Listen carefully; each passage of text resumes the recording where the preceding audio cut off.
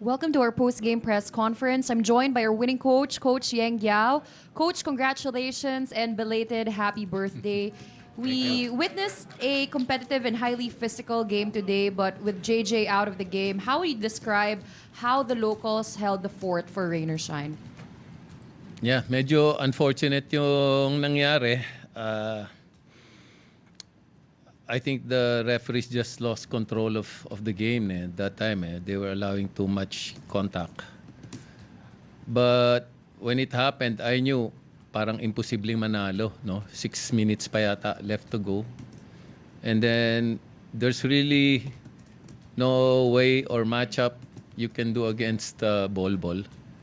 You just, when he takes a shot, nagdadasal ka lang na magminti sana eh. Kasi hindi mo naman masusupalpal, wala ka naman magagawa.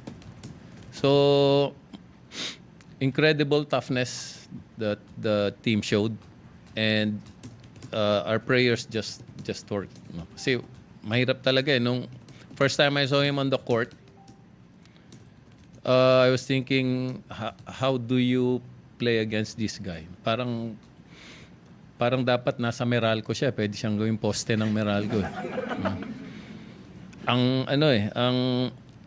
Ang ganda pa nung unang start niya, he wasn't missing any shots. No? So, you see him that tall, not missing any shots, and you think there's nothing you can do. No? But we just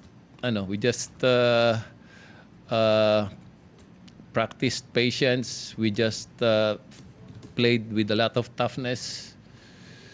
Yun lang naman magagawa mo. And I guess I have a really good bunch of guys who have high character, who can play with a lot of effort. We sustained our pace for 48 minutes. I think that's the only way you can beat TNT with Bol is you have to play with pace for 48 minutes. That's what I told them. Sabi ko, kung may makakalimutan tayo sa game plan, ang isang bagay lang natin huwag kakalimutan. We have to play with pace for 48 minutes.